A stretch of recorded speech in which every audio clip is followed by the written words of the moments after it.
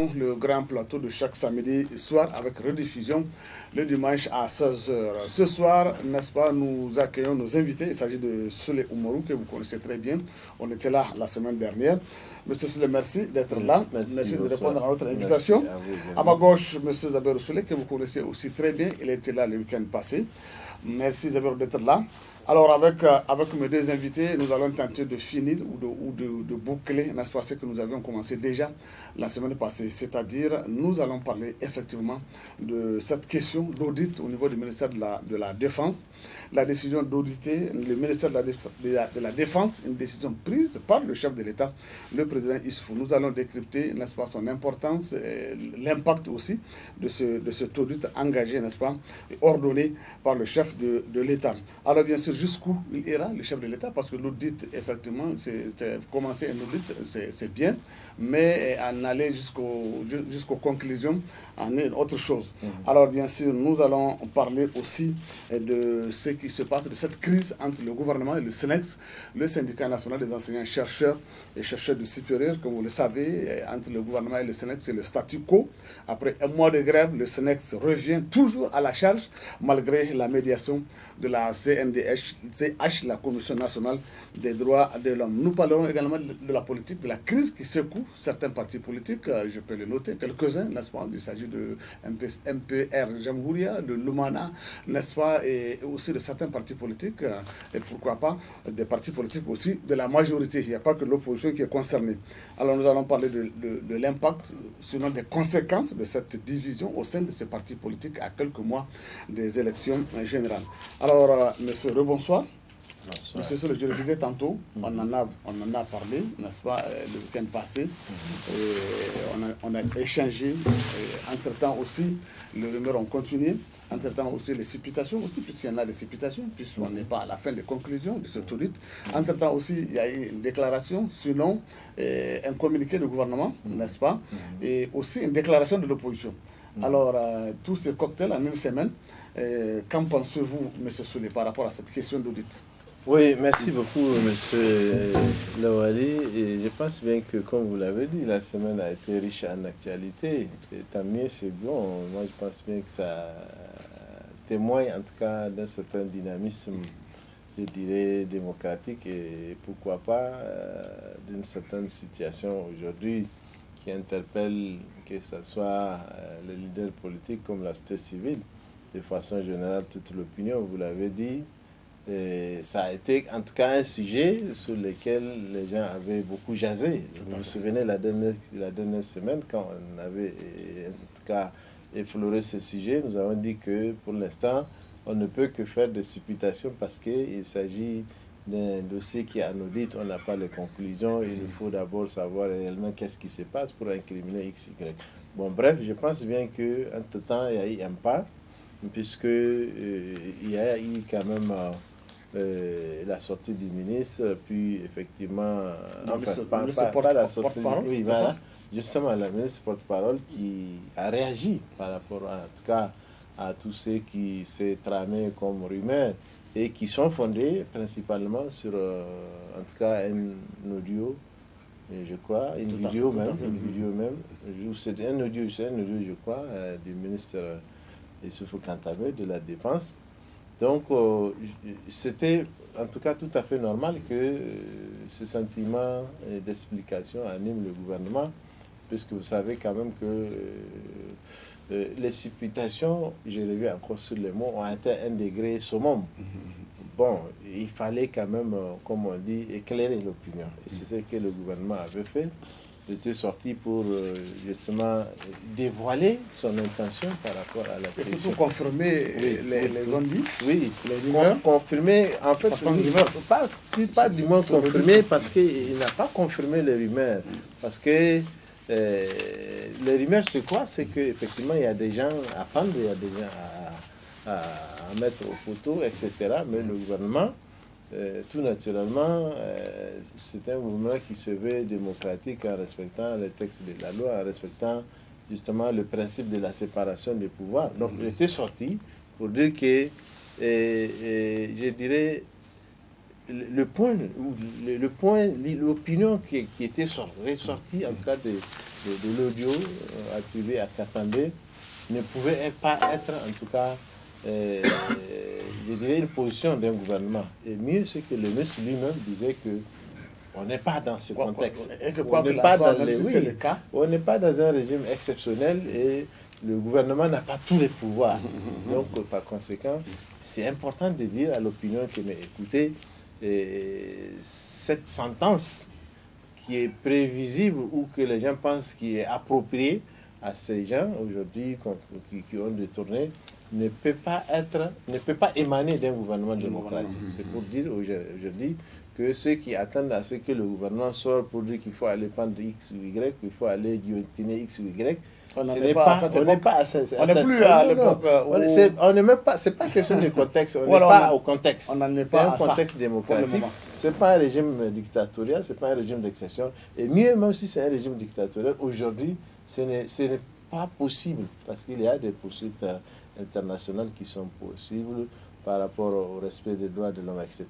Donc, c'était principalement ce que le gouvernement avait voulu relever d'un premier niveau. Deuxième niveau, pour aussi manifester son engagement par rapport à la continuité dans la lutte contre la corruption, contre le détournement public. D'où, en tout cas, justement,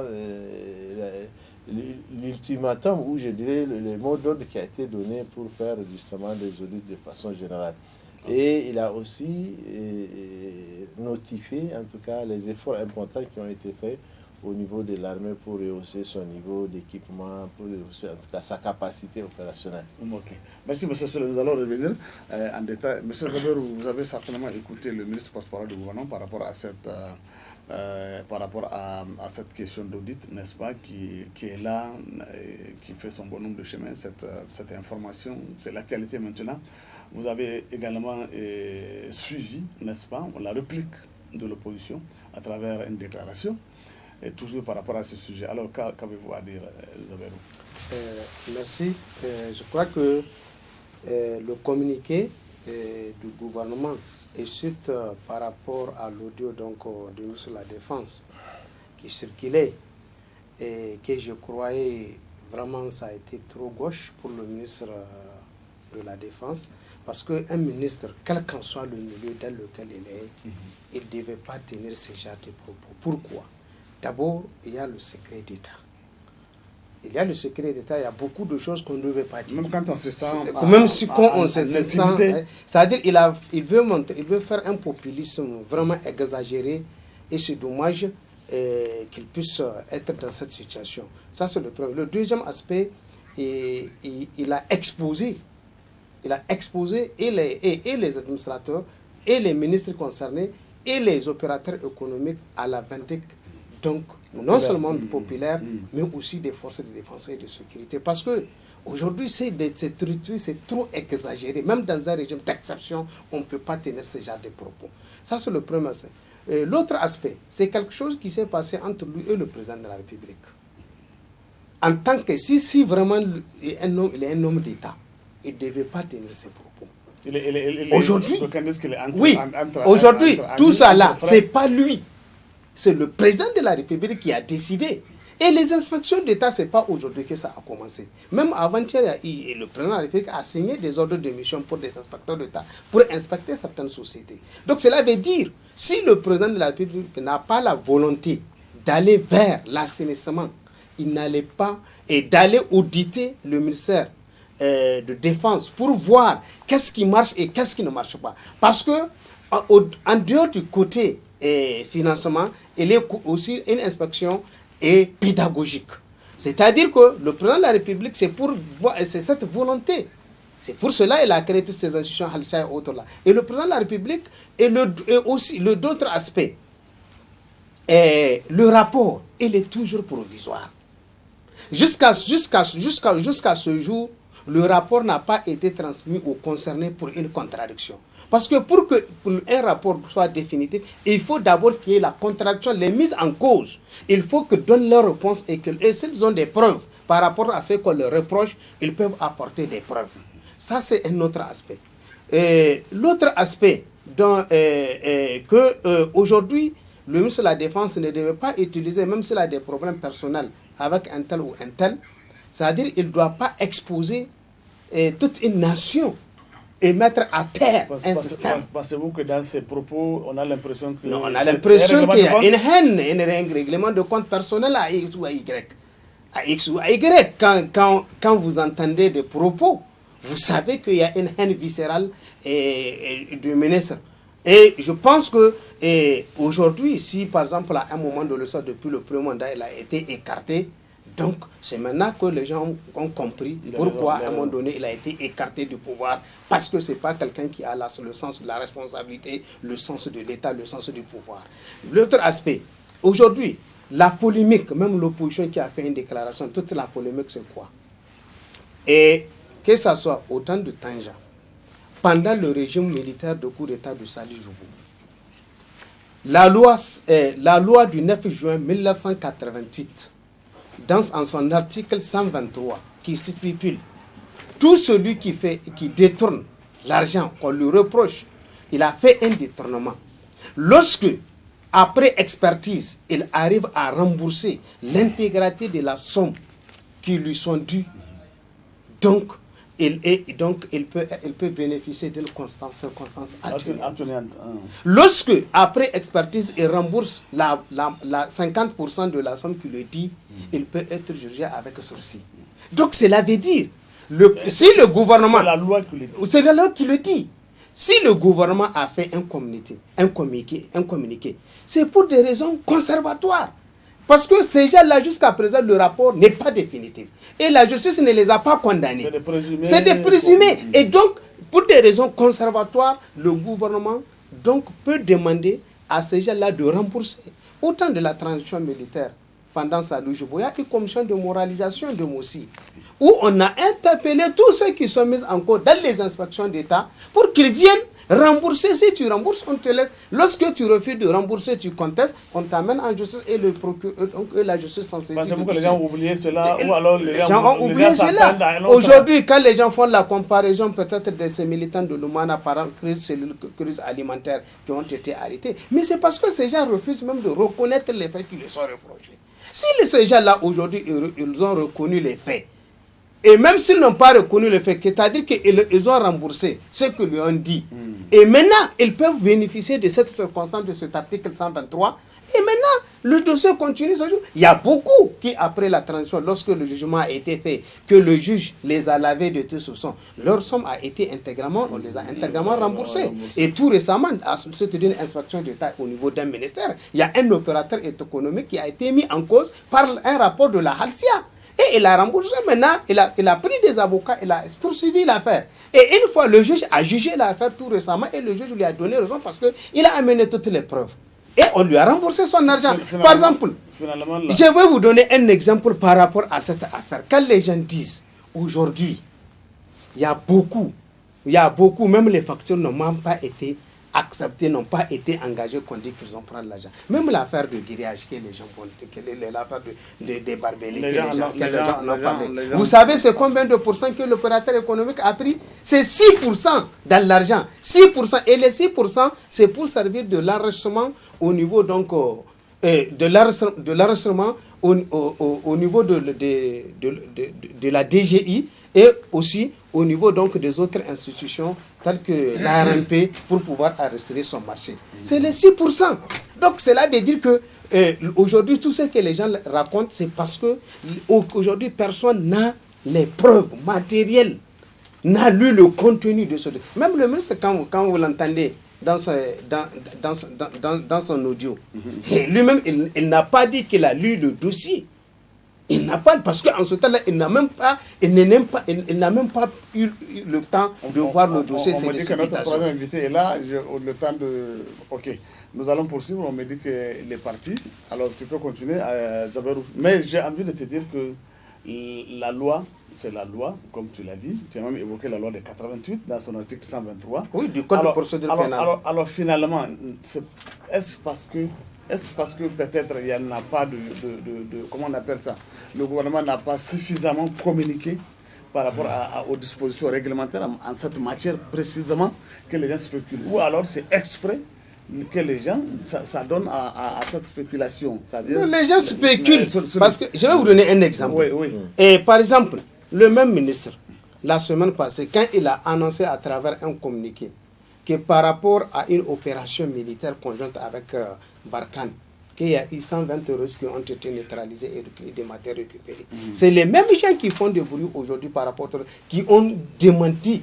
Donc cela veut dire, quand vous faites la comparaison, c'est les gens ne font pas ça par le bon sens, mais les gens, parce qu'ils apprécient ce qui les arrange. C'est pour cela, même la loi aujourd'hui, les gens le connaissent. Je vous ai donné l'exemple, autant de temps ça a été appliqué à des gens. Autant de salut, je vois, ça a été appliqué aux gens. Mais les gens s'agitent, ils veulent tout politiser, c'est-à-dire les gens ont échoué par rapport à un certain nombre de choses. Ils veulent faire une récupération de cette situation pour faire un problème politique par rapport à cela. Merci Zabero. Vous avez écouté Zabero, mais moi, ce qui me taraude l'esprit tout le temps, c'est que le gouvernement est sorti à travers son ministre porte-parole. Il est sorti faire un communiqué. Les gens ont catégoriquement réagi autrement. C'est-à-dire il y en a qui ont mal apprécié effectivement la sortie du ministre Zakaria.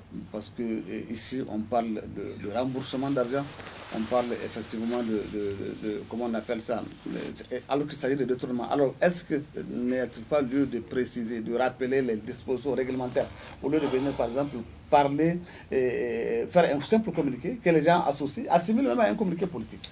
Bon, merci beaucoup. Mais moi, je pense bien que par rapport à cette question, vous savez quand même que depuis l'avènement des réseaux sociaux, voyez-vous, c'est tout à fait naturel que les citoyens puissent avoir la possibilité de réaction. C'est-à-dire les réseaux sociaux ont donné la parole à tout le monde. Tout le monde s'exprime, tout le monde est média, tout le monde est expert. C'est ça, malheureusement, l'inconvénient. Mais les gens, le plus souvent, spéculent sur des sujets qui n'ont pas suffisamment de compétences. Le gouvernement, il fait son communiqué. Le gouvernement ne veut pas donner un cours de droit à des gens, à l'opinion. Mais il est quand même nécessaire. Oui, non, je pense qu'il y a le problème, c'est le terrain qu'on ne laisse pas aux experts, et les experts qui ne surgissent pas pour éclairer les problèmes. Il y a ces défauts. Tous ceux qui interviennent le font vraiment à leurs propres efforts. C'est pas qu'ils n'ont pas la compétence, mais ils ont en tout cas la vocation, ils ont en tout cas ces sentiments citoyens de sortir et agir. Après le communiqué de Zakaria, les gens sont sortis. J'arrive. Voilà, les gens sont sortis. Oui, j'ai dit que c'est tout à fait normal, c'est le contexte c'est favorable. Mais le problème, c'est que il faut sortir, mais il faut aussi se cultiver. Il faut que les gens, avant de donner ton point de vue sur des questions, il faut chercher, il faut fouiller, il faut chercher pour savoir. Comme j'ai dit, le gouvernement ne va pas faire un cours de droit aux gens. Il a une opinion, il cherche à lui donner certaines informations. Et quand le gouvernement sort pour dire qu'il y a, par rapport à ceux qui, en fait, on est toujours au conditionnel. Parce que d'abord, on ne sait pas c'est qui, et on ne sait pas exactement si c'est fondé. L'histoire est là pour nous servir de leçon. Vous vous souvenez, à la conférence nationale, si à l'aéroport on avait directement conduit M. Bonkano en prison, il allait être pendu. Parce que selon les audits, selon les informations, selon les supputations, il avait détourné 80 milliards. 80 milliards, à l'époque, 80 milliards, le budget du Niger, quand il avait tourné, le budget tourne autour de 120 milliards. Ouais. Donc il allait être pendu parce que c'est tellement grave. Mais vous voyez le dossier de Bonkano, avec le temps, avec un peu de lucidité, a été suivi par la justice, il a été même dédommagé. Finalement, il a été retrouvé chez lui à Rwanda. Oui, bon, voilà. Donc, on lui a restitué beaucoup de CV. Donc, je pense bien que le communiqué que le gouvernement a dit, j'ai dit, il a un sens. C'est pour montrer le niveau de compétence d'un gouvernement dans un cadre de séparation de pouvoir. Le gouvernement, quand quelqu'un commet un acte, il a la possibilité, si ce n'est pas un ministre ou un administrateur, quelqu'un qui ne relève pas de la fonction publique, mais qu'est-ce que le gouvernement peut faire pour lui? Aucune sanction administrative. Mais ce que le gouvernement peut faire, c'est de le poursuivre. Et qui va faire la procédure? C'est la justice. Donc, la possibilité du gouvernement, dans ce cas, c'est de faire des procédures par rapport à certains cas. Mais il y a des cas où le gouvernement n'attend même pas la procédure. C'est direct des sanctions administratives s'il constate. Mais même ces sanctions administratives, lorsque il y a eu une justice qui rétablit ces gens dans leurs droits, cette sanction doit être revue. Donc je pense bien qu'il faut qu'on ait beaucoup plus de lucidité. C'est vrai, il y a ceux qui agissent de bonne foi, par ignorance le plus souvent, par amour pour leur pays, mais il y a ceux qui sont de mauvaise foi, qui savent que c'est comme ça, mais comme il a dit, pour des exploitations politiques, les gens en font leur chou gras, les gens en font des sujets d'actualité. Voilà pourquoi il est important, selon moi, effectivement, de faire des sorties pour informer l'opinion à chaque étape. Je pense bien Parce que l'audit, les gens sont en train de comment on appelle ça? Les gens sont en train de confondre l'audit et une sentence. C'est ça que je dis. C'est-à-dire le gouvernement, il n'a pas ce temps-là. Ce n'est pas la mission du gouvernement. Il donne une information. Nous commentons. Mais j'ai dit, il revient peut-être dans la sphère politique, dans certains, qu'on puisse donner la latitude à certains experts de venir expliquer. Et mieux, ceux qui sont contre l'opinion du gouvernement, qu'il y ait au moins des compétences aussi qui vont sortir avec des arguments assez solides. Mais c'est des commentaires, chacun, quand il lit les réseaux sociaux, chacun est expert, les gens ne savent même pas. En fait, les gens confondent cet audit que le gouvernement a fait. C'est un ministre qui a dit, bon, voici dans mon domaine, il y a un problème, je vais auditer, je vais voir qu'est-ce qui a été fait, quel est le niveau de responsabilité, quel est le manquement. Et l'objectif, il y a un problème à ce niveau-là. Est-ce le ministre qui a décidé lui-même, avant d'être nommé, de faire l'audit, ou alors il a dit ça, il a dit ça dans son audio, il avait demandé au président de lui permettre de le faire. Donc c'est lui qui a décidé, selon, si on se fie à ce qu'il a dit, c'est lui qui a voulu faire l'audit sur autorisation et instruction du président. Donc ça veut dire que quand vous faites l'audit là, c'est en fait vous voulez avoir un bilan pour savoir qu'est-ce qui est positif pour renforcer et qu'est-ce qui est négatif pour corriger. Donc cet audit là, ça relève de la responsabilité et de la compétence du ministre qui l'avait instruit. Et ces conclusions là, lorsque c'est fait, il peut les garder pour lui-même, il peut transmettre à la hiérarchie, comme quand il y a des cas, il peut décider de poursuivre. Mais si le gouvernement le fait, c'est qu'il connaît en tout cas l'objectif qu'il poursuit. Mais si les gens pensent qu'en faisant ça, c'est peut-être une occasion pour récupérer ça politiquement, moi je pense bien qu'il y a des insuffisances à ce niveau. Et mieux, c'est que les gens pensent que, au contraire, c'est que c'est la justice même qui devrait faire. La justice, elle peut se saisir d'un dossier et faire des instructions et justement instruire les dossiers. Mais dans ce cas d'espèce, c'est le ministre qui a fait son audit et celui qui va juger de le transmettre lorsqu'il y a des indélicats, et le gouvernement est sorti pour dire qu'ils ont l'engagement de poursuivre ceux qui ne vont pas payer. Je reviens sur cet aspect de payer, bien qu'il a soulevé le fait de rembourser, mais on a, même au Niger, on a cette histoire, des gens ont remboursé, après on les a remboursés, leur argent. Bien sûr, parce que quand on les a obligés à rembourser, il n'y avait pas la justice. Donc, il faudrait tout est soumis. C'est-à-dire, même quand on pense que la personne a commis le crime le plus grave là, c'est que cette personne-là doit être supposée innocente. Il n'y a qu'une institution, et c'est la seule qui est habilitée à établir la responsabilité de la personne, c'est la justice. Ce n'est pas le gouvernement. Si le gouvernement le fait, mais c'est une inquiétude grave. C'est un péril. C'est un péril pour les droits de l'homme, parce qu'à tout de façon azimut, et tout azimut, on peut arrêter n'importe qui, on peut lui coller un dossier, on peut l'enfermer, on peut le pendre.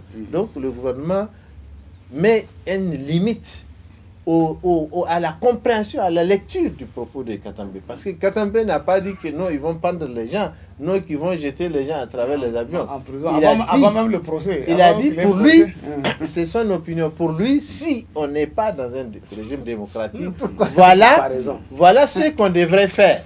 Parce que c'est quand on est dans un régime démocratique que le président va sortir qui a volé, il les prend et les met dans un avion. Ce n'est pas ça. Mais on a tué combien de gens qui sont innocents? Ceux qu'on jette par l'avion, ceux que Rawlings a fait. Peut-être qu'il a tué des innocents parce qu'il n'y a pas une justice qui a justement jugé ces gens pour le don.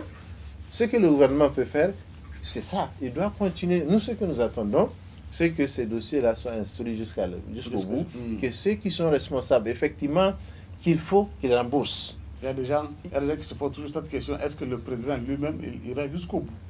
C'est une question. C'est quoi aller jusqu'au bout? J'ai une position. Ça limite. Oui, c'est une question que chaque Nigérien peut se poser en pensant peut-être. Mais il est à la base de ça, il est à l'origine de ça. Mais est-ce qu'il peut aller jusqu'au bout? Si lui-même a en tout cas engagé ces procédés-là, je pense bien que c'est pour aller jusqu'au bout. Et jusqu'au bout, il a dit que les gens vont recevoir, quelle que soit la personne, elle va rembourser. Maintenant, que la personne soit poursuivie à la justice, ça dépend, ça relève aussi de leur appréciation. Parce que comme je l'ai dit là, c'est l'audit qu'ils ont fait là. C'est pas la justice qui a fait ça. Si c'est la justice qui a fait ça, c'est 100 francs. Mais c'est eux qui ont fait ça. Et par rapport à ces dossiers, ils peuvent... C'est comme quand quelqu'un vient, il te vole, tu le prends. Tu as la possibilité de le livrer à la police comme de les libérer. Il y a ces cas. Mais mieux ce qu'il faut voir, il y a des cas qui font école. Souvenez-vous qu'en Arabie Saoudite, c'est le pays où les voleurs, on les coupe les mains. C'est le pays où on applique la charia de façon ferme et stricte. Mais vous vous souvenez des dossiers qu'on a eu récemment.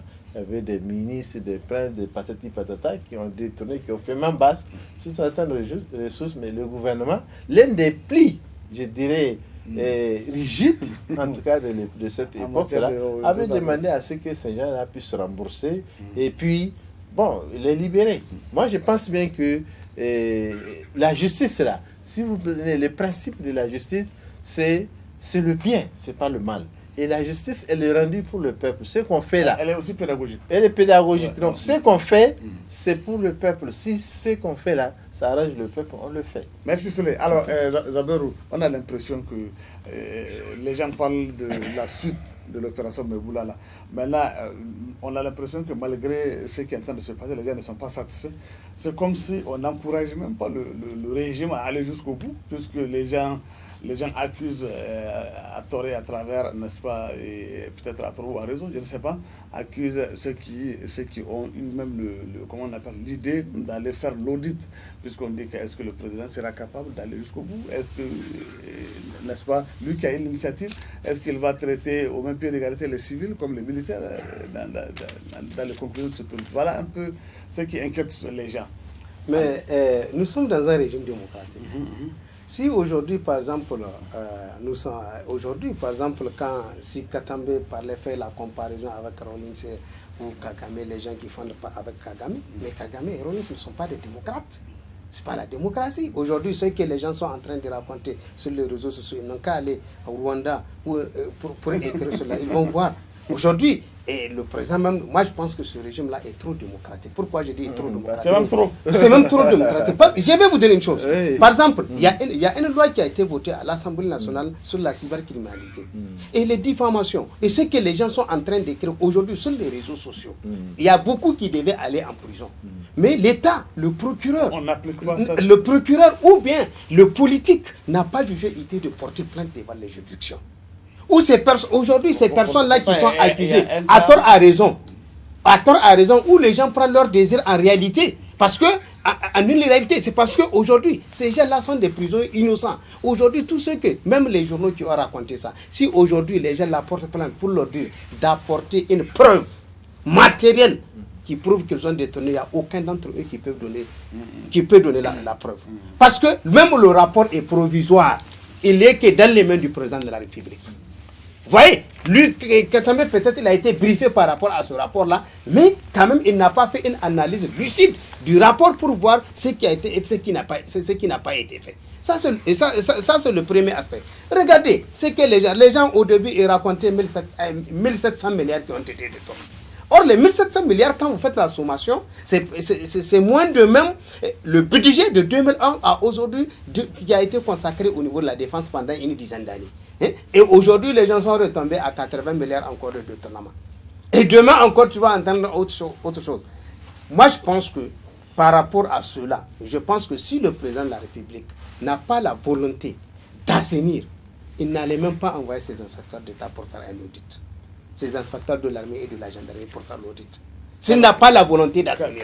Ça, c'est le premier aspect. Et le deuxième aspect, il n'allait pas prendre une décision pour réviser la loi sur la Halcia qui autorise maintenant, auparavant la Halcia, elle amène le rapport au président de la République. Mais maintenant, il y a une loi qui a été adoptée qui donne obligation à la Halcia de déposer le rapport devant le procureur de la République. Et le procureur de la République a l'obligation de donner suite pour donner à un juge pour qu'il continue. Et c'est pour cette raison encore le président de la République a fait en sorte pour qu'il y ait un pôle judiciaire, économique, qui est spécialement qui est chargé de ce genre de questions de détournement. Aujourd'hui, demandez. Même hier, il y a quelqu'un qui m'a dit, on l'a appelé de la semaine, il a remboursé 50 000 francs de frais de carburant après une inspection. Donc cela veut dire que ces gens-là sont en train de travailler. C'est-à-dire que la justice n'est pas obligée de sortir chaque fois on a interpellé un seul interpellé. Non. Les choses sont là.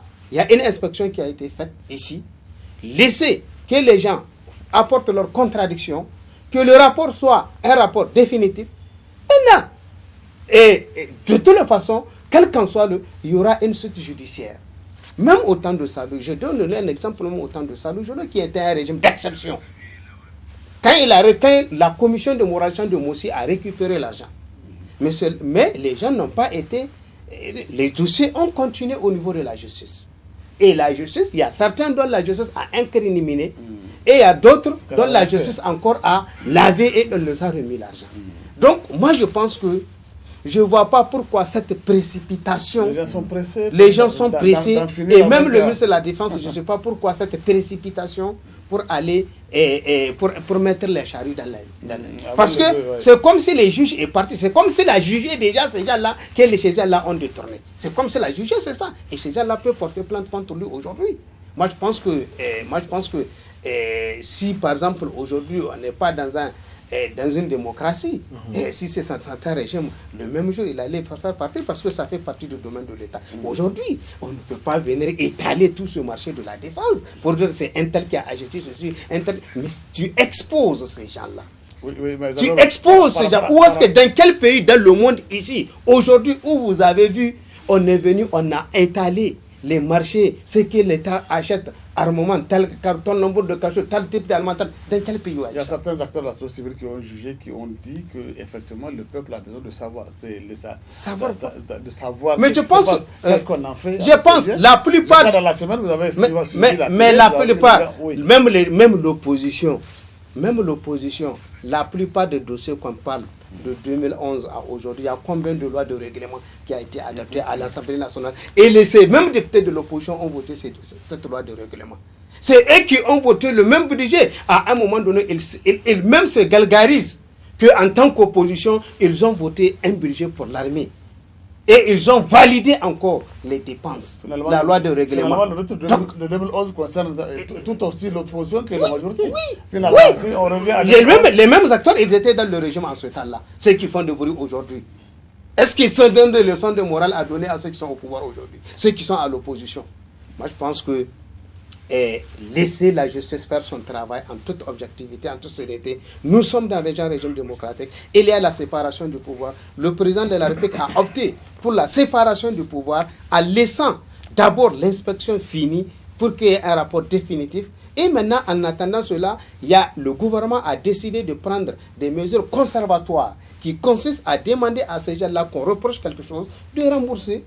Maintenant, le dossier suit son cours une fois à la justice. Si la justice les lave, il apporte des preuves matérielles et que ce que les gens racontent, c'est du faux, on les remet là, on leur rembourse leur argent. Mais dans le cas échéant, maintenant, ils ont déjà remboursé. Maintenant, c'est au juge de décider en notre âme et conscience. Donc, de ce qu'il doit faire par rapport à cela. De toute façon, tout à l'heure, je vous dis un article, une loi qui donne des circonstances atténuantes. Donc, à ces gens-là, moi, je pense que les gens doivent laisser à la justice faire son travail. Merci. Ce que je voulais c'est-à-dire, le dossier est encore au niveau du gouvernement, ce n'est pas encore allé à la justice. C'est-à-dire que le gouvernement peut lui faire un traitement, je dirais... à l'interne ou pas traiter cette question. Non, quel qu'en soit à l'interne, le dossier toujours va aller à la justice. Quel qu'en soit le traitement qu'il va suivre, il va toujours à la justice. Voilà. Donc, le traitement que le gouvernement peut lui faire, c'est de mettre la pression pour avoir l'argent. Parce que moi, je pense que c'est même... C'est la chose la plus importante. Mais c'est ça le communiqué. Je pense même que c'est même stratégique. Pourquoi? Parce que ces gens-là qui ont détourné, peut-être ils ont encore l'argent frais ou une partie. Mais s'ils apprennent qu'on va les guillotiner, Mais ils vont céder l'argent Mais- là à leurs ennemis. Monsieur, L'argent là va disparaître. Mais si déjà ils ont à l'esprit que ça va être souple, ils vont rembourser. Et qui gagne? C'est les citoyens qui crient dans Mais la rue. les gens seront Parce étonnés que- par rapport à parce ce, que à cet ce argent-là, dossier-là. normalement, va revenir au trésor. Mais Parce si, que- s'il verse, s'il paye, le gouvernement peut encore décider autrement, où la justice est là. Donc moi, je pense qu'il faut encourager l'étape où on est là. Il faut encourager l'étape où on est. puisque gens- jusqu'à les gens- présent, C'est ça que j'ai dit. Jusqu'à présent, C'est ce que j'ai dit. jusqu'à présent, on est à la phase de présomption. Pour l'instant, les gens crient, peut-être c'est parce qu'ils imaginent ou ils pensent qu'il y a X ou Y qui est leur ennemi, qui est leur adversaire. Donc il faut en finir. Il faut en finir. Ou alors Moi, je pense aider que- à ce qu'on en finisse pour là, l'instant, Mais les gens seront étonnés Voilà, par rapport on ne à sait ce pas dossier. qui est- Parce on que ne la sait pas plupart des factures, la plupart c'est des Laurent, factures. on ne sait pas parler. qui, on Oui. ne sait pas qui est Qui est- dedans, qui est- oui. on ne sait pas qui a mangé et qui a qui n'a donné pas à mangé, Zouber qui a donné à quelque chose manger. dans ça là. Merci. Alors, d'abord, Moi, si j'allais ici, si j'ai mangé, tu n'allais même pas me voir ici, parce que j'allais être autre chose. Moi, je pense que, Oui, c'est pour et parler. c'est-à-dire que les gens seront étonnés par rapport à cela. Parce que la plupart, c'est des factures. Et ces factures-là, la plupart ont été même rejetées avant cela. Ça, c'est le premier aspect. Le deuxième aspect, je vous ai donné un exemple du grillage, qui n'a pris que 6%. Vous voyez? Donc, cela veut dire jusqu'à présent. Et le marché, on lui a exigé qu'on lui donne le marché, mais on lui a exigé qu'il fasse le travail en 4 mois. Et tout de l'achat jusqu'à les travaux 4 mois.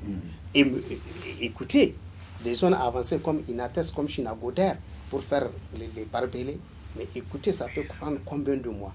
Mais les gens, ils ne font pas la différence entre... Parce que quand le travail, il est très à court terme, et on te demande de le faire ça dans l'immédiat, dans l'urgence, il y a la question d'urgence, la question de transport. Il sera obligé d'affréter l'avion pour le ramener cela. Et le coût, et la fabrication même, parce que ce ne sont pas des simples grillages, des simples barbelés qu'on trouve un peu partout.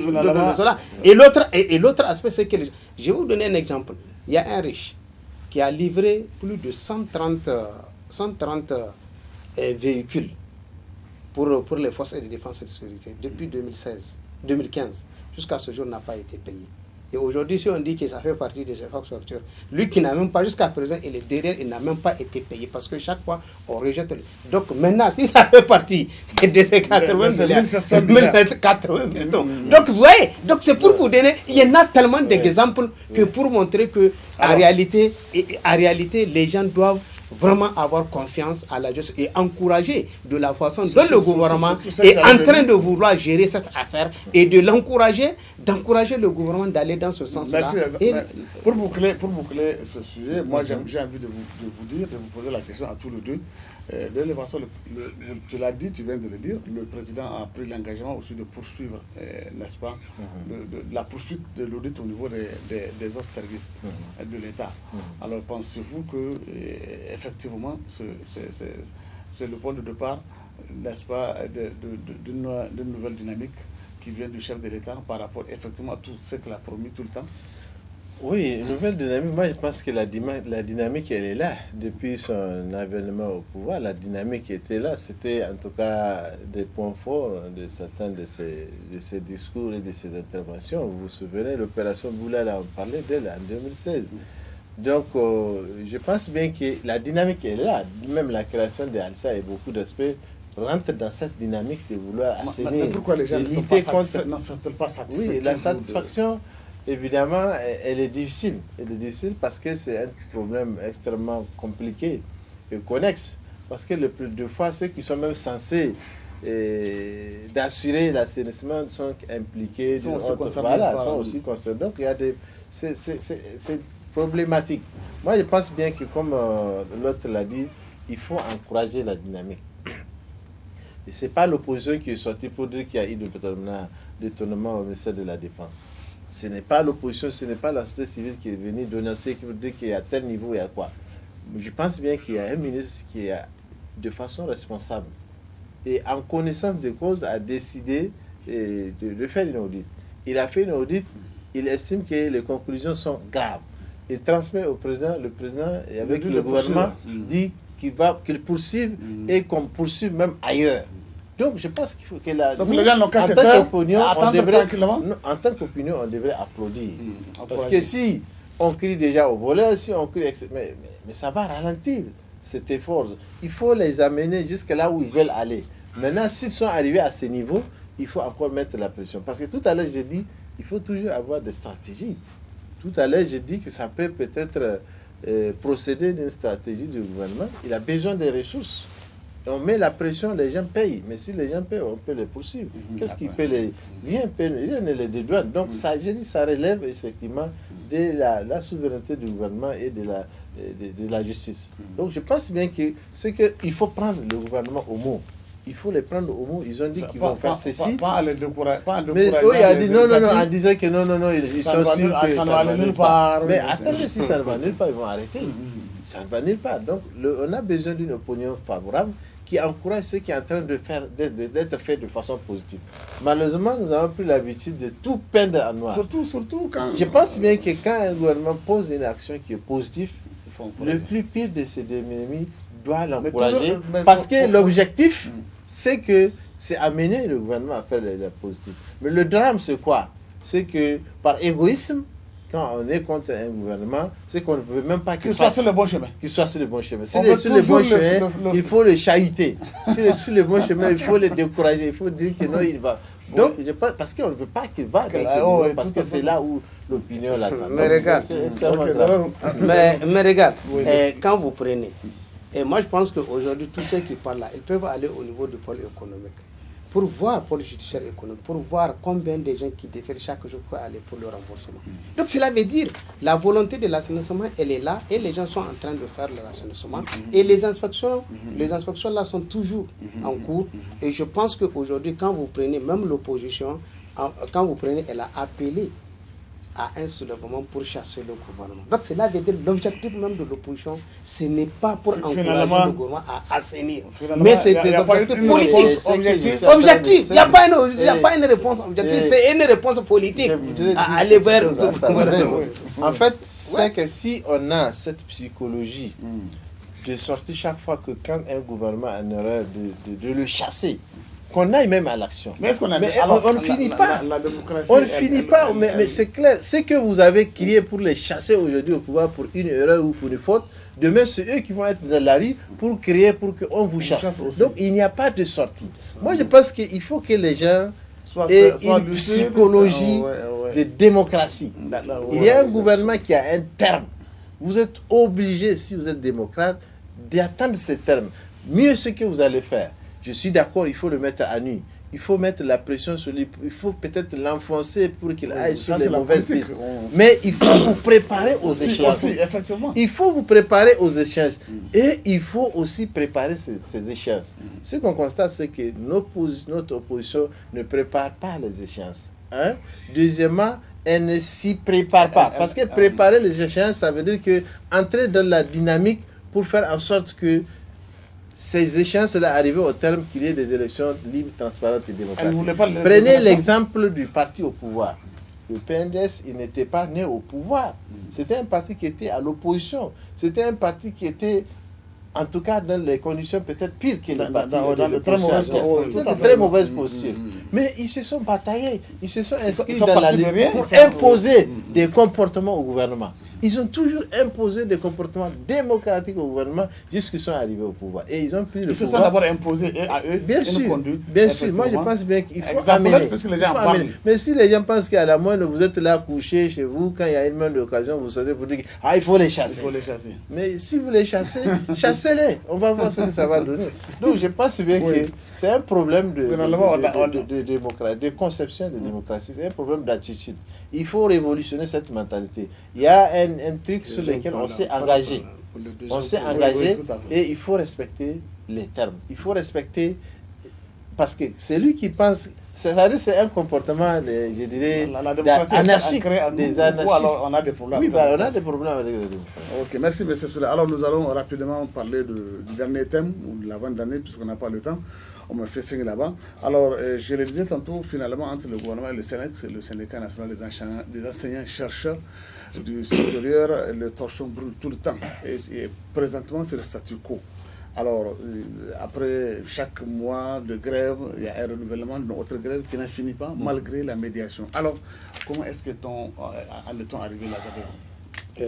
Moi, je pense que le SNEX devait faire entendre raison, et dans la mesure où la loi a été déjà votée par l'Assemblée nationale. Donc moi je pense qu'il y a eu trop de compromis au niveau du gouvernement pour demander au SNEX, elles peuvent proposer, les enseignants-chercheurs peuvent proposer jusqu'à 3 et que le gouvernement nomme. Je pense qu'il devait accepter ce compromis parce que tout tourne autour de la nomination des recteurs. Or, dans toutes les universités du monde entier, il restait seulement le Niger et le Bénin dont on organise des élections. Et le Bénin a déjà supprimé cela, c'est le gouvernement. Il n'y a qu'au Niger. Oui, il n'y a que maintenant au Niger. Mais pourquoi le Niger va rester dans ce genre? Et ça fait partie même, des réformes de CAMES. Ça, c'est le premier. Et le deuxième aspect, je pense que cette grève-là ne les arrange pas. Et qu'ils disent qu'ils sont là pour les enfants du pauvre. Et aujourd'hui, ce sont les mêmes enfants du pauvre qui sont en train de nuire. Et je pense qu'aujourd'hui, peut-être on va arriver à la fin de cette grève, parce que j'ai vu hier le ministre des Enseignements supérieurs a signé un arrêté pour instruire tous les recteurs de parachever le recrutement des enseignants-chercheurs vacataires pour pouvoir les programmer et poursuivre non seulement le trimestre impair là que les enseignants-chercheurs ont voulu bloquer. Donc, pour aller. Parce que vous savez, les vacateurs ne grèvent pas. Les vacataires ne grèvent pas parce qu'ils sont payés en fonction du nombre d'heures que tu as enseigné. Donc cela veut dire que ici c'est pour remédier à cela et pour finaliser l'année au lieu de bloquer ces étudiants-là éternellement. Est-ce que les vacataires peuvent prendre un charge? Mais eux-mêmes, ceux qui grèvent là, il y a ceux qui font des vacations dans les autres universités, mais ils partent là-bas pour faire cours. Ils ne bloquent pas les vacations, ils partent là-bas pour faire cours. Et donc, maintenant, l'État a trouvé encore une nouvelle formule maintenant pour casser le mouvement de SNEC. Moi, je pense que ce n'est pas ça la solution. Le SNEC devait entendre raison. Avec cette médiation du CNDH, de la Commission des droits de l'homme, je pensais que vraiment, comme le gouvernement a fait trop de compromis par rapport à un certain nombre d'aspects, jusqu'à débloquer un certain nombre de points et satisfait le SNEC aurait dû aussi vraiment se concentrer, donc se sacrifier cela pour aboutir vraiment à une solution dans l'amiable et dans l'intérêt de notre pays. Merci. Voilà, ou peut-être demander au SNEC, n'est-ce pas, de suivre les traces de Saint-Famille qui a réussi vraiment à comment on appelle ça, à avoir de l'accalmie, à aller de l'avant. Et nous, on l'a dit parce que je me rappelle bien, 2 ans après, effectivement, le débat autour, dans les médias, c'est autour de cette question, de cette grève interminable de Saint-Famille. Alors, il y a l'accalmie aujourd'hui dans le domaine de la santé. Il n'y a que l'enseignement supérieur qui connaît effectivement beaucoup de... C'est le travail de maître. Alors, il a travaillé. Oui, on rend hommage au ministre de la Santé qui a réussi effectivement à mener cette accalmie au sein du ministère de la Santé. Alors, est-ce normal aujourd'hui? Est-ce normal de faire un mois de grève ou plusieurs mois de grève au niveau de l'enseignement supérieur? Est-ce que ça, c'est avoir, comment on appelle ça? Bon, je m'arrête là. Est-ce que normal? Est-ce normal? Est-ce normal? Est-ce normal? Oui, tu t'es posé la question, je me la pose, les étudiants aussi la posent, les parents des étudiants aussi la posent. Je pense bien que oui, ils sont en train de défendre leurs droits, mais ils sont aussi en train de brimer les droits des autres. Les droits des autres, c'est qu'effectivement, les étudiants ont droit à des enseignements. Et ils ont des revendications. Moi, je pense, en fait, que les revendications, à mon avis, ne sont pas des revendications existentielles. Aujourd'hui, il y a des enseignants, peut-être, je ne sais pas, des agents de santé qui ne sont pas payés à la fin du mois, ils ont des arrêts, mais ils partent quand même travailler. Tout à fait. Ils partent quand même travailler. Mais eux, ils ont des revendications qui ne sont pas, comme j'ai dit, d'ordre existentiel. C'est-à-dire, le salaire est haut, les avantages sont là, les frais de machin sont là. C'est-à-dire, c'est des revendications, je dirais, voiristes. De luxe. C'est des revendications. C'est pour qu'ils les confèrent un certain nombre de pouvoirs, de prestige, qui ne nécessitent pas quand même qu'on puisse compromettre, parce qu'un mois, c'est... Plusieurs mois, les mois, les grèves se suivent. La limitons-nous à un mois déjà. Un mois, si vous prenez un mois sur les 9 mois d'enseignement, c'est déjà baisé. Mais je sais que ce n'est pas un seul mois. Alors, qu'est-ce qu'ils ont? Ils se disent que non, l'année est toujours élastique. Alors, les enfants qui devraient faire 4 ans pour finir leur cycle, ils font 5, 6 ans, 7 ans. Cycle normal, c'est-à-dire sans redoublement. Mais ça empiète sur toute leur devenir. C'est-à-dire qu'ils ont moins 3 dans leur cycle de fonction. Et ça joue sur leur vie, ça joue sur la société de façon générale. Ça joue.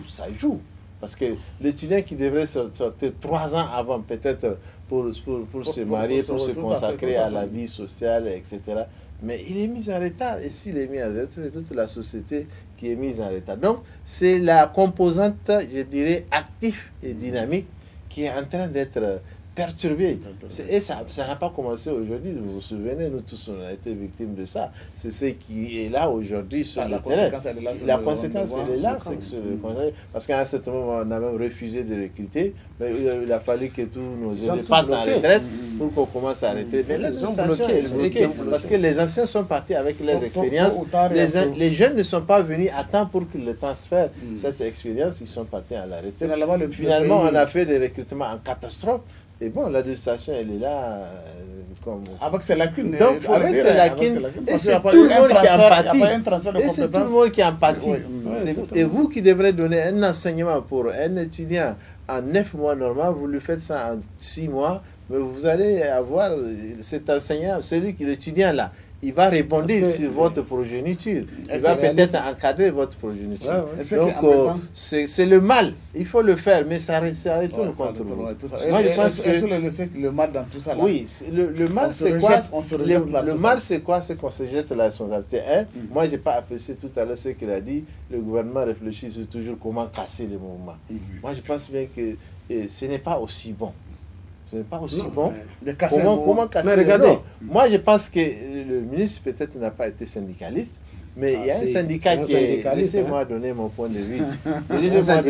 Non, c'est pour vous informer que c'est un syndicaliste. Vous pouvez le moi, il m'a enseigné quand j'étais au lycée. Mais il y a un syndicat il faut faire face à des revendications des syndicats. Il faut les faire face, il faut les faire des propositions, il faut chercher à trouver des solutions. Mais casser les mouvements... Mais on a cassé combien de mouvements? Ils s'en sont à combien? Et le problème, c'est que ça radicalise les syndicats.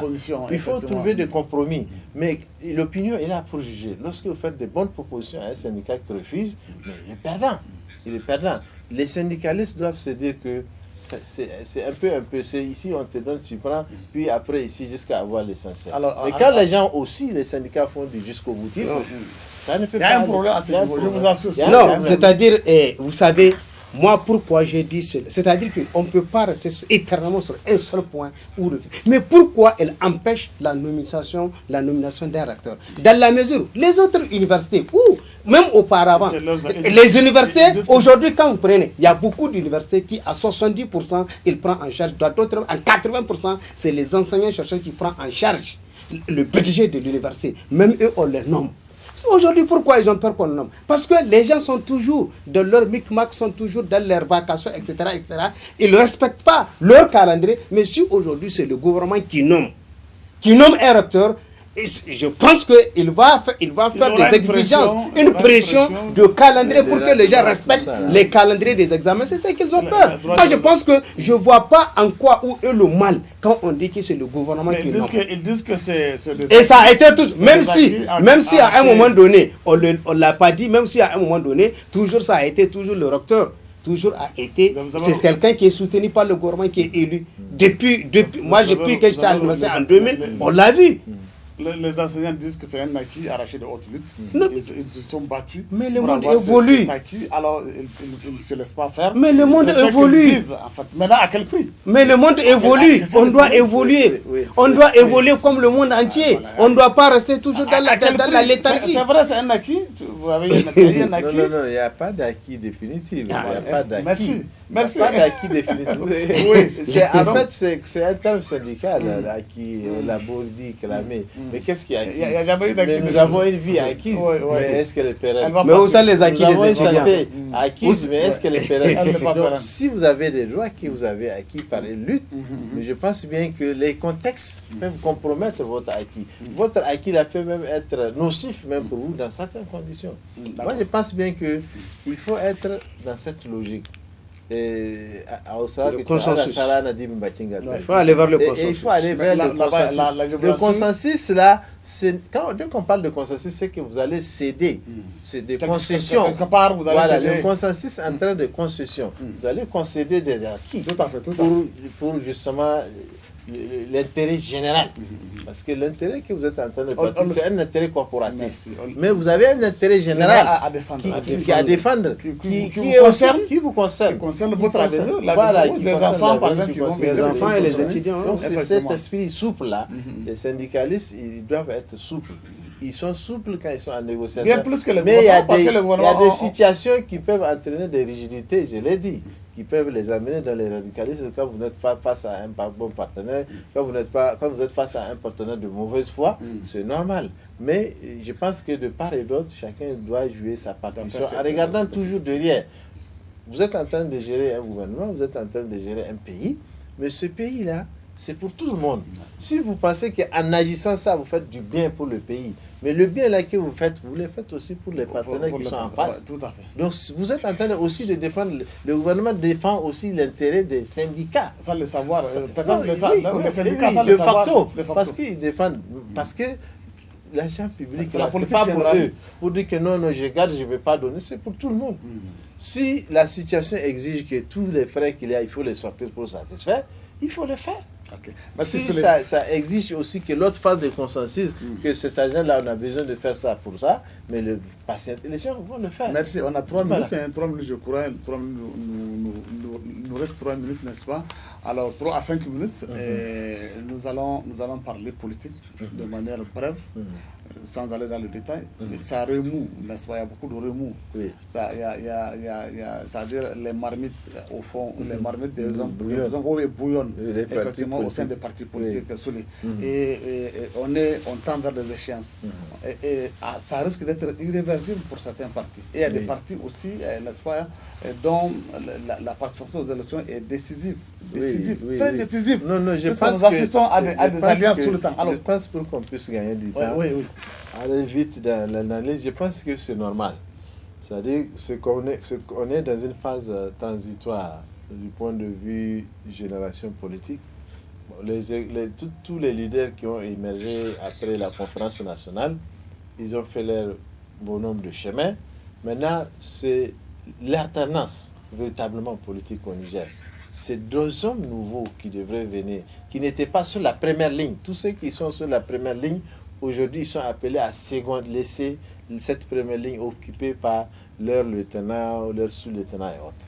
Bon, maintenant, puisqu'il n'y a pas qu'un seul lieutenant, il n'y a pas qu'un seul sous-lieutenant, c'est normal que tous ces sous-lieutenants et lieutenants-là aspirent à être sur cette première ligne-là. Et c'est ce qui entraîne ces conflits internes d'abord dans toutes les formations politiques, sans exception. Le dernier né des partis politiques, n'est-ce pas, c'est le Salam. Oui, Salam. Donc, elle n'est pas pilotée, voilà. n'est pas pilotée par un jeune. Oui, il n'est pas piloté. Je ne parle pas au mot. C'était pas. Non, je n'ai pas parlé de jeunes. Oui, j'ai parlé de lieutenant. Un lieutenant peut être plus âgé que son colonel. Non, tout à l'heure, vous parlez de la... J'ai parlé en termes de hiérarchie. La plupart, c'est pas des jeunes. C'est pas question de jeunes, mais c'est question d'alternance au niveau d'une dynamique. C'est-à-dire des gens qui ont combattu, qui font un peu le combat ensemble. Mais évidemment, au PNDS, le président Issouf n'est pas le plus aîné. Mais il y a des plus âgés que lui dans toutes les formations politiques. Il y a des gens plus honorablement âgés qui ont accepté d'accompagner des gens plus jeunes qu'eux. Mais ils peuvent penser aujourd'hui que c'est à eux d'occuper cette première ligne. Et donc c'est ce qui se passe, ces combats de façon, comme je l'ai dit, interne. Ça s'est fait et comme externe. Donc, ces coques en jambes sont normales. C'est normal qu'il y ait ces frustrations, que chacun pense que si là, je ne peux pas être sur la première ligne, je quitte cette formation pour créer la mienne ou pour aller ailleurs, pour être où je vais être dans la... Donc, c'est vraiment des positionnements politiques qui se font, que je trouve normal, mais que je pense qu'il faut aussi respecter les règles. Il faut respecter les règles parce que quand on fait les choses dans l'art, il y a des chances que ça aboutisse. Oui, merci bien sûr. Alors, je disais tantôt, le dernier né, n'est-ce pas, dans le paysage politique, c'est Assalam. Et Assalam, à sa tête, un vétéran, n'est-ce pas, un vieux loup de la politique, si je peux appeler ça ainsi. Alors, est-ce à dire que les anciens vont toujours vouloir effectivement conserver les directions des partis politiques, n'est-ce pas, ou l'appareil, n'est-ce pas, d'un parti politique. À chaque fois, c'est cela, si l'on s'en tient effectivement à ce que nous a dit tout à l'heure Souley, c'est-à-dire une sorte de crise générationnelle au sein des partis politiques. Finalement, on voit que les anciens sont toujours là, Zabel. Au-delà de cette crise générationnelle, vous savez, les deux bords n'ont pas les mêmes problèmes. Quand vous prenez les partis politiques de l'opposition, leur problème, il est à part. Aujourd'hui, par exemple, le principal parti de l'opposition, par exemple, le Modern FALA, c'est le parti qui connaît plus de problèmes aujourd'hui, une crise au sein de son parti. Et ce parti-là, qu'est-ce qui a amené cette crise? D'abord, il y a la non-application des textes du parti par le premier responsable du parti qui a quitté, M. Mahamadou. Et ensuite, maintenant, il s'est avéré qu'aujourd'hui, la plupart de ces leaders aujourd'hui pensent que c'est fini, Hama ne peut plus être candidat du point de vue juridique, donc il ne peut plus être candidat. Et maintenant, dans la mesure où lui-même, Hama, il sait qu'il ne peut pas être candidat, il aurait dû demander en toute objectivité que tous les partis doivent se réunir pour aller vers la démocratisation, c'est-à-dire pour aller voter, pour voir élire un président et un candidat du parti. Ça, c'est le premier. Il ne l'a pas fait et il a resté le statu quo et on risque d'aller aux élections. Soit le Lumana va disparaître et les uns et les autres vont gagner d'autres nouveaux partis et ils ne seront pas prêts pour les élections. Ce qui montre que le Lumana risque de ne pas avoir un candidat aux élections et le parti risque de disparaître. Et de l'autre côté, au niveau de la majorité, les partis politiques qui ont des problèmes, c'est un problème de leadership ou bien c'est un problème de question de Jean Houria, par exemple, qui est là. Par exemple, au niveau de Jean Houria, le problème s'est posé par rapport au niveau de la redistribution des postes politiques, des nominations. D'autres, ils se sentent lésés, ils se sentent frustrés par rapport au premier mandat. Donc, c'est tout à fait normal qu'il en veut au premier chef qui donne les noms, qui envoie en dernier ressort les noms de nomination. Donc, il pense qu'il les a trahis. Il pense qu'il y a une trahison que cela. Donc, c'est ça la question du positionnement. Et eux-mêmes, il y a d'autres qui ont créé leur parti, mais le parti, en réalité, le parti qu'ils ont créé, la plupart n'auront pas d'avenir. Parce que dans la mesure où tu étais même candidat à la députation, tu n'arrives même pas à gagner, à être élu candidat à la députation, comment tu peux être un leader d'un parti politique? Finalement, vous voyez, finalement, eux aussi, ils risquent de, en voulant trop gagner, on perd tout. Et qui profite de tout ça? Maintenant, tous ceux qui, aujourd'hui, les partis politiques, le parti politique qui profite dans tout ça là, aujourd'hui, moi je pense que c'est le parti au pouvoir. Parce que ça arrange le parti au pouvoir, parce qu'on risque d'aller aux élections. Et peut-être aussi le MNSD Nassara, si les gens arrivent à s'organiser, si le MNSD Nassara aujourd'hui arrive à s'organiser, à aller dans l'unité, ça profite au MNSD Nassara. Parce que tous ces milieux là, si le MNSD arrive au deuxième tour, les gens vont soutenir le parti, le MNSD Nassara. Parce que même au MNSD Nassara, aujourd'hui, les crises que les gens racontent, par exemple, il y a une crise au sein du MNSD Nassara, c'était un problème de positionnement. L'autre, il a été destitué président du groupe parlementaire.